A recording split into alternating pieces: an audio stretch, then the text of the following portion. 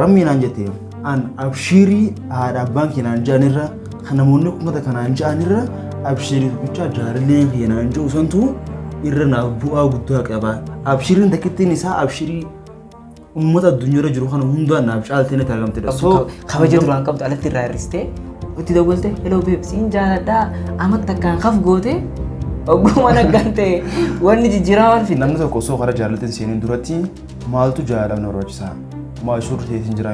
Namni daftee jaalala seentee namaan miidhamee abaduu sanna miitee mucoon sanna miitee mucaan sanna miidhee jechuun duratti maaltu sirraa eegama? Bakka hiriyaan dhalaa isiisan jirtutti fakkeenyaaf bara jaalala keessa jirtu kan namni sitti naaf hundaa. Hiriyaan hangam takkasii kabajaa hangam takkasii jaalala fakkeenyaaf hiriyaa isiisan biratti yoo hirina qabaattee waatiin hirina akkanaa qabdaati maal jetteen hamni isii gachabee maal kabajaan hin jiru jechuudha.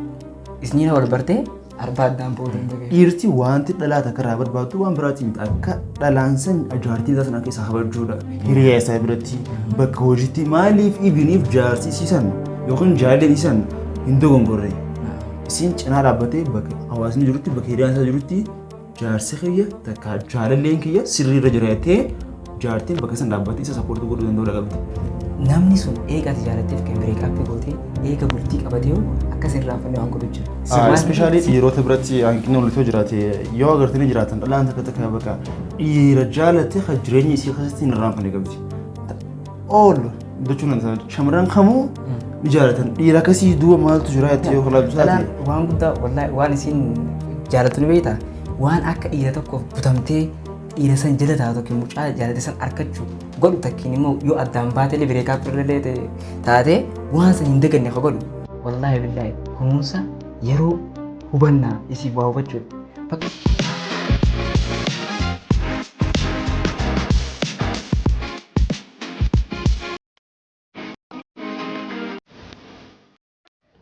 Baga nagaan dhuftan maatiin Raamzii miidiyaa hundi keessanii guyyaa rantanaa dhimma haarii toopikii haarii irratti kan wajjin mari'annu ta'a.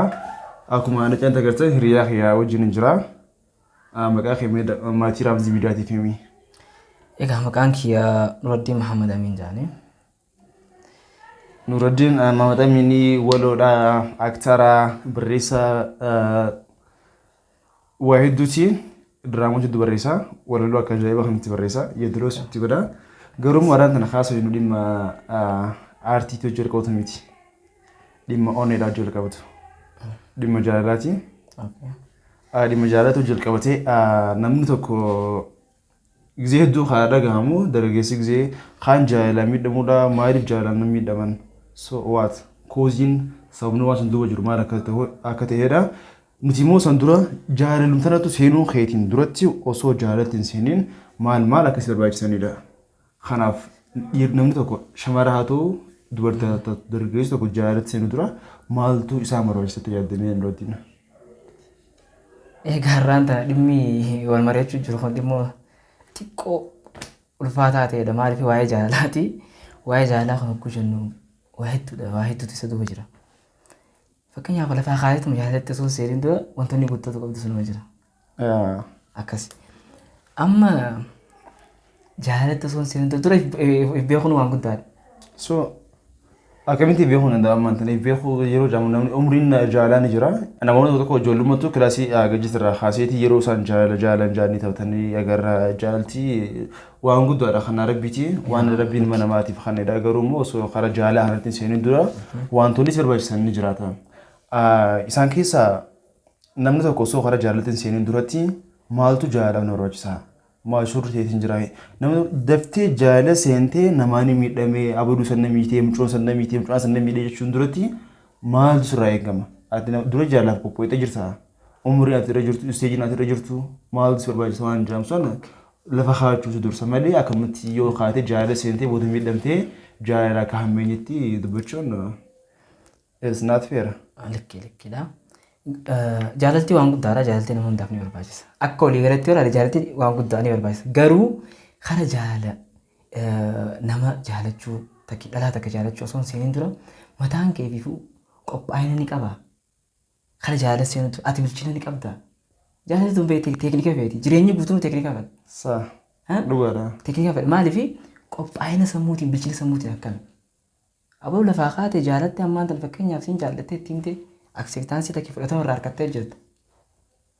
Yoo isiin tun akkaataa isitti ciibsitu takkiin immoo akkaataa isitti tajaajiltullee ta'ee sammuudhaan yoo bilchina isa hin qabaanne wallahi jaalatti sun jaalan taatu maaliif boodani miidhamte fakkeenyaaf namni bilchaataa jira faallaa nama bilchaataa nama dheedhiitu jira.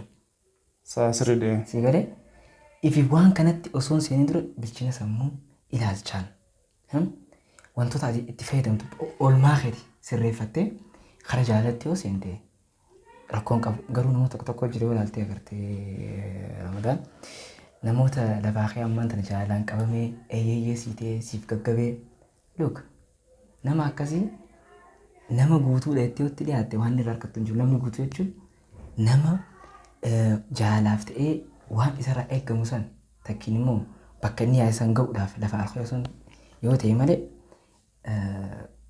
feeri jee yaatu akka osoo qophaa'eeratti osoo qophaa'een ture yaalessee. Qophaa'een tokko kanaan qophaa'ee jiru jedhamu mitaa. Ispeeshaalii dhiirota biratti hanqinni mul'atoo jiraate yoo agartanii jiraatan dhalaan takka bakka dhiira jaalatte kan jireenya isii keessatti hin irraanfanne qabdi.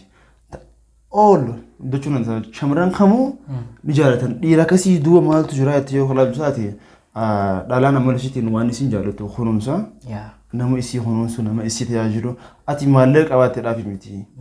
Yeroo yaadonni walitti bu'anii jiran bakka kanatti yaa nama maallaqa qabu nama sooressa nama tujjaara jaalachuu dandeessi yeroodhaaf garuu immoo isiin kan hojii turtu maallaqa san gisee dharraa maallaqa sanii baay'eetti nama san jibbitee deemuun isaa waa hin hafne garuu immoo ilaaluun isa namoota faayinaanshaliidhaan dadhabatan garuu kan jaalalleen isaanii haalaan jaalatan. Bar intala sooressaa taatee ilmoo isaa tajaajilatu jira. Maallaqa biraa miti dubbiin tajaajila biraa. Nama kadhalaa kana laalee osoo isiin dubbatiin maal dhabdee waan kana dhabdee jee fi ta'uudhaa fi isaan yeroo hedduu hin dubbatanii wanta isaan hawwan san waan isaan barbaadan san ijarraa isaaniif beekuu danda'uudha qabda.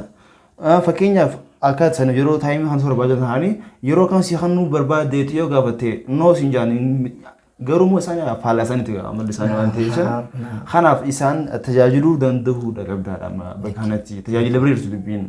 Dubbiin tajaajila fakkeenyaaf dhalaan waan guddaa wallahi waan isin jaalatu ni beektaa waan akka dhiira tokkoof butamtee dhiira san jala taatu tokko mucaa jaalate san arkachuu godhu takkiin immoo yoo addaan baatee bireekaa pirlee taatee waan san hin daganne ka godhu wallahi billahi kunuunsa yeroo hubannaa isiif waa hubachuudha. Fakkeenya yoo isiif waa hubatte dubbiin bilchina bireetiin siin jeeba. Bilchina bireedha. Yoo ati isiif waa hubatte yeroo kan iteef wallahi murtiin yeroo jaalatana kan jaj godhu takkiin immoo kan jidduu dhaabbatee akka daanyaa tokkotti isaan lamaan wanni godhuu danda'u yeroodha. Kanaaf laan farda yeroodha. Tajaajila taansee waan ati kan nu qabduuf wanti ati qophaa'uu qabdu yeroodha. Maaliif jennaan jaalala seenuu kee duratti nama kanaaf yeroo kennuu ni danda'a. Yoo dhalaa ta'es yoo dhiira ta'es mucaa kanaaf yeroo kennuu ni danda'a. Mucaa kanaaf yeroo kennuu ni danda'a. Yoo overii hojiidhaan kan biizii taatu taate yeroo isiin dawwaltee si arguu barbaada sin ati immoo hojii yeroo isiin dawwaltee bakka kanas deemee bashannanuu barbaada sin ati immoo hojii biizii yoo taate jaalala seenuu irra dhaabbachuu si wayi. Maaliif jennaan jaalala seentee ni jaalata nama kana garuu yeroo hin qabduu fi namni san immoo yeroo kee sirraa barbaada. Yeroo kee qaalii sirraa barbaada waan ta'eef nama saniif yeroo kee qooduu danda'uudha qabda. Yeroo hin qoodneef taanaan immoo kallattiin ta'an bireekaappidha jechuudha waan biraan qabu. Sira cheat maamira gootachuun dandeessuun nama biraa kan yeroo kan nuuf dhufa dhalaa biraa yeroo kan nuuf dhufa dhiira biraa yeroo kan nuuf dhufa waan ta'eef kanaaf yeroo inni dhimma murteessaadha. Murteessaa waan isiin akkasiin irraanfanne haa godhu isa jechuun fakkeenyaaf nama tokko jaalattee fakkeenyaaf mudannoon tu jira atis jaalatu dandeessaa anis jaalachuu danda'a. Sigaree namni sun eega ati jaalattee fakkeen bireekaappii gootee eega bultii qabatee akkas irraanfanne waan godhu jira. Maaliif beekta siinqii gaarii wal biraa qabaachuu takkaa jira. Fakkeenyaaf isiisan gaafa isiin rakkoora jirtu san gaafa isiin dhibamtee takkiin maatiin rakkatee waan qabaatiin ati mataa keetuuf waan qabaatiin isiisaniin maxxantee miidhaa isiisan irraa qooddattee akka waan san keessaa baatu puush gootee dhiibbee waan san akka galmaan keessu yoo isiif goote wallahi bila isin irraa. Baay'ee yeroo takka gibbii taanee osoo mooraa barshuu jiru teenyiti micoota kaayachuu waa'ee laayif istaayilii waa'ee laayif istoorii haasawaa turre san boodarree mucaa hedduu takka jaalattiin hedduu takka kabajjiin. rakkina keessa jirti. Maal ani beektaa imimmaan buusaa rammi naan jettee an abshiirii haadha abbaan keenaan ja'anirra kan namoonni kumata kanaan ja'anirra abshiirii tokkicha jaalalleen keenaan ja'u santu irra naaf bu'aa guddaa qaba. Abshiiriin takkittiin isaa abshiirii ummata addunyaarra jiru kana hundaan naaf caaltee natti argamtedha. So hangamta akka vaaliyuu isaa qabdu agarsiisa beektaa kun. Kanaaf dhimma jaalalaa keessatti jaalalleen kee jaalalleenti murteessaadha jechuudha. Akkuma bara maal jedhama akkuma jechamattu namoota jajjaboo addunyaa kanarra jiran duubarra abbaa manaa gaarii jira, haadha manaa gaarii jira, duuba jira kajamoo kanaaf. Maaliif jenna isin mootiveetu gooti akka waan sanaatti hojjettu si gargaarti waan ta'e jecha. Kanaaf yeroo itti aansee waan natti kan qabdu vaaliyuudha. Kabajaas kan danda'uudhaaf qabda. Kabajaanis dhimma murteessaadha. Gama kabajatti yoo deemnu akka ta'e amma fakkeenyaaf isiin wal jaalattati jaalallee qabda. Wajjin jirta amata akkallee amata lamallee haa ta'u bultiif si yaadu jirta. Isiin hiriyaa qabdi hiriyaa dhalaa. Bakka hiriyaan dhalaa isii san jirtutti fakkeenyaaf bara jaalala keessa jirtu kan namni sitti naafuu danda'a. Hiriyaan fa'aa hangamta akkasii kabajaa hangamta akkasii jaalala fakkeenyaaf hiriyaa isii san biratti yoo hirina qabaattee hoo waatiin hirina akkanaa qabdaati maaloo jetteen hamlee isii qaccabee maal kabajaan hin jiru jechuudha.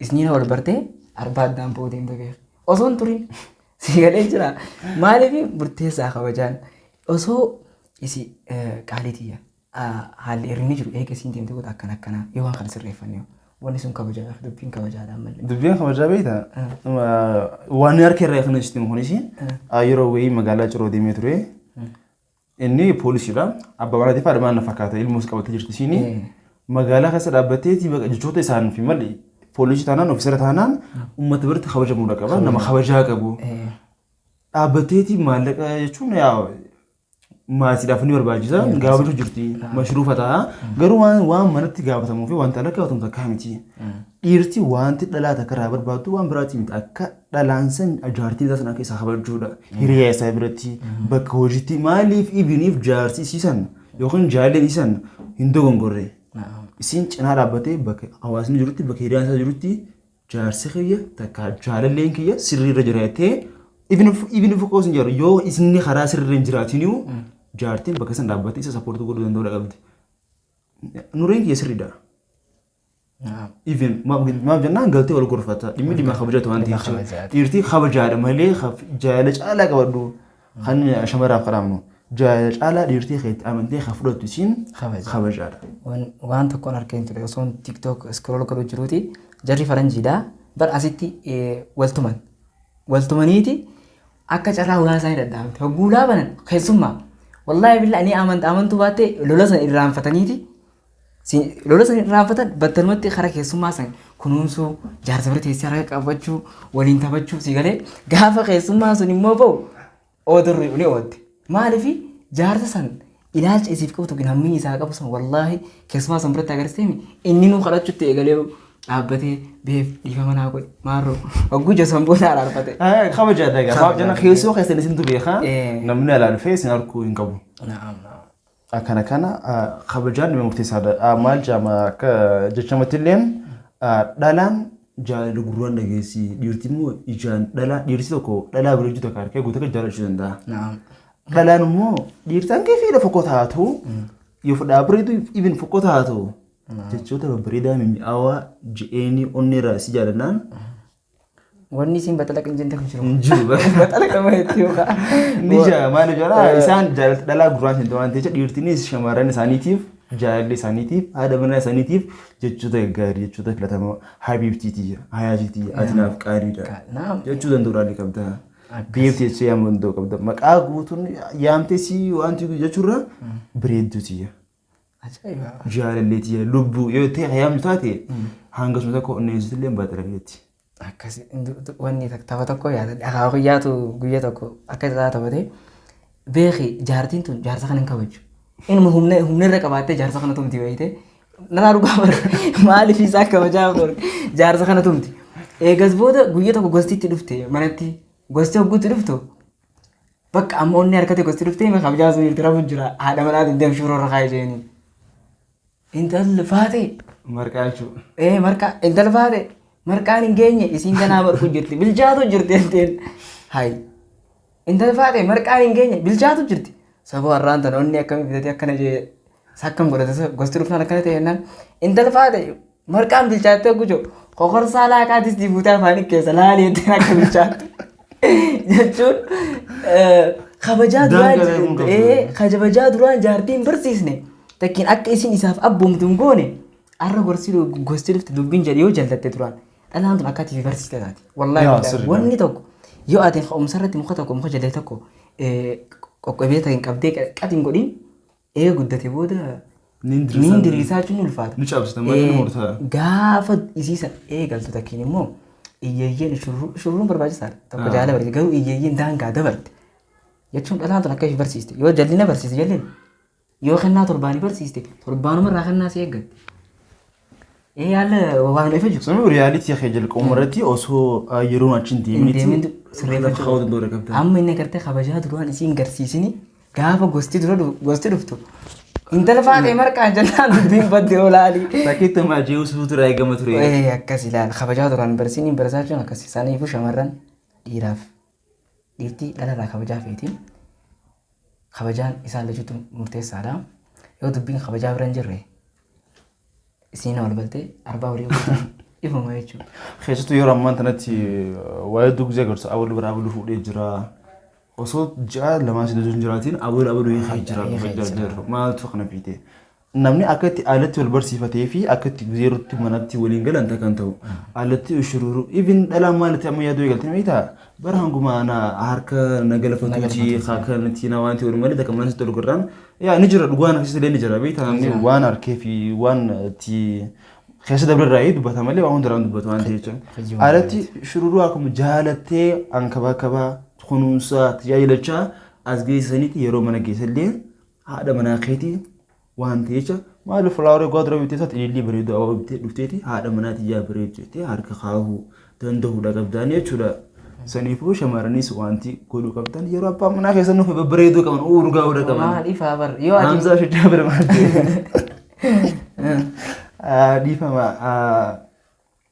maaliif ije dhiirtii haa daftee jaartii isinirra fuutumaa kana jennee wayitaa dubbee dullee dhiiraa kanallee isinee jira shamarran osoo hin ta'in shamarran keenya jee erga takka abbaa manaa isaaniitti heeruman boodarra huccuma guyyaa oolanii huccuma daa'ima isaanii ta'uu isaan huccumatti nyaata dalaganii faxaraatti dalaganii saniin deebi'anii galgala abbaa manaa sana wajjin ciisuu barbaadanii gizee inni dhufe saniin deebi'anii hammachuu barbaadanii. Akka malee dubbiin akka malee. Abbaa manaa kee gizee dhufe wala dheeraa ati urgoostee bara. Shittollee isaanii dibatee abbaa manaa yaabba gana gara dhuftee ta'u. Fuula gammachuu bareedanii taa'u fuula gammachuu yoo ati ngaa bayitee hireen tun tokko gama rabbiit irraa garuu atummaan duraan rabbiireen waa tolchu naa galatu jechuudha. Rabbiireen waa tolchu. Rabbiireen si naa tolchu isinilleedha. Dubbiin dubareetti yoo hiriitan rabbi qajeelchaatiin nuti qajeelaa taanaa wanni qajeelmi irraa milkoon hin jiru nama jalluulee fuutee qajeelfachuu dandeessa. Si bira jirti yoo ati ammaan gama kiyyaan wallaa gizeen hojii seenuu dadhabbii qabaadde anja insha Allah fuudhee nirraa loolamtu ati si duraan ooltu gizee seente yoo jaartiin ta'e bareeddee. Asumaan bar daawwattoota kan akka nuti fuudhee nuti hojjetaa. Okay, ni qabna. Ni qabna inshallah ni qabna. Waa qabna hoo. Waa ajaa'ibaa bartu. Akkas. Saniifuu warri bultii qabdanis dhiirtanis jaartii san kabajuu babbareedanitti dhiyaachuu kennaan gammachiisuu wallaahi billahi karaa irratti illee wal gorsuu wal arrabsuu dhabu wal arrabsuu waan bultii diigarraa. Sani bara. Wal kabajuu especially wal cinaa qabu takka bara jaartiin abuluu sana kana bara jaartii jechuun qabdu bareedduutii hayaati yaa habiibtiiti yaa hilwaati yaa lipeetee garaa isii yaa boca bareedduutii bara ati si malee namnummaan takka kasiin gitta addunyaa irra jiru bareedinni dhumaa addunyaa si jechuu qaban safartuun bareedinaa fokkota bareedduu haa taatu maaliif jennaan jaalattee filattee jaalatu waan taatee jechuun alatti akkasatti inni gisee mana galtee boodarra خيمة لفا إنتل مار أكوان تفي تكسي قبض خبجة دوران قبض على التراريستة وتي دولته هلو بيب سين جالا دا أمت تكان خف قوته أقوم أنا قانته واني جيران فيتا Siin jaalatu indam daran cimtee bareeduutti fuula qabdi. Hariiroon cimuu qabdi. Kijibaanis wal jaalachuun hin nafa waan fokkataa keessa. Pilaat gargaaru lammas qabdaatis. Haadha manaa keessanii unas gargaarudha. Yoo jaallatee immoo jaallatee gargaaru yoo siin barachuu taate akkasiin barumsa irratti cimaachuutti gargaaru abishiidhaan sitti naman waan akkanaa godhuu dandeessa. Ni dandeessaadha bakka. Is mootiveessi hojii hunda qaba. Akkuma reefu siin jedhu abishiriin tokkichaan ni jeen hangamta keessatti abdii horaa ture. Akkasii dubbiin beektaa. Dubartiin nama jajjabeessu hanga feete atiin fokkottaa ta'e biroo kiyya nama jajjabeessu nama sappoortu godhu nama jechaan irra jiru nama bilchina sammuu qabu kafee dabareetu taataatu dhiirti harkanii naqata. Maaliif feetu siin faalaan siisa shatta amantu biroo kiyya. Wallaahi haalaa fi amala tolnaan jechaan irra bilchina irra harkannaan wanni isiif harkatti hin deebisne hin jiru garuu wanni hundi haala toluudha. Amala gaarii qabachuudha. Karaa gaarii qabachuu yoo jireenya kanaas beekte flexibilii hin taane baarzaafii hin ta'a. Isii tolaa badee guutuu ta'eetiin baarzaafii taphatteen akkuma qottoon baarzaafii murtuutti ati qoftaa bardubbee hin jiru. Flexibilii si wajjin rakkina jiru waliin sappoortu godhu. Ol danda'udha gargaaru nama gargaaruudha. Kana sagantaa jaalaati. Ajaa'iba barbaaddeen ba'u. Daawwattoonni keenya yoomii si yoo maal jettame maaltu barbaachisa jaalatti seenuun duratti yaadota kana hubachuu wajji wal qabatee yaa waan isinitti dhagahamsanis akkumanti jalatti akka nu barreessanii. Nu barreessaa sirrii nu barreessaa akkumanti jalatti akkas hirrina nuti qabnus kanaas yoo guddattan jettanii yoo nu barreessanis nama fudhatu irraa nuti. Kana shamarran hiriyaa keessan hiriyaa jaalalaa keessan abbaa manaa keessan warrootni abbaa manaa qabdee jiraatanis abbaa manaa keessan kunuunsa tajaajiladhaa kabajaa. Sambooda dhiirti barbaadde isinii kufte harka keessan keessa jirti waan ta'eef shamarranis akkasumatti dhiironnis akkasumatti haadha manaa keessanii maqaa gaarii yaamaa sin jaaladha jechuudhaan isii kunuunfachuudhaan isii jaalachuudha. Kana goonaan jaalalti ni mi'ooyti wanti break up jaamuun jiru wanni cheat jaamuun jiru jiruun deesan jiruun mi'ooyti taate jechuudha. Rahaadha bakka jireenya rahaati. Jireenya rahaati yoo qallattee gabbinni sanboota jechuudha dubbiin qallattee gabbinni sanboota yaa faamilii. Akkasi. Egaa abdii qabna gizee fuutan boodaas mucaan kun eega fuudhee booda akkamitti kana gabbatee jireenya itti tolee jira kam akka jaamu san kan nuti barbaannu daawwatan maatiin keenya maatiin Raamzii Miidiyaa shamarran yoo taates abbaa manaa gaarii harkattee hiree toltee akka jaamudha kan nuti barbaannu waan ta'eef kun sagantaa gorsa jaalalatti wal qabateedha yeroo itti aanu immoo dhimma jaalalaatti wajji wal qabannee nuree wajjin kawalchi deebinu ta'a.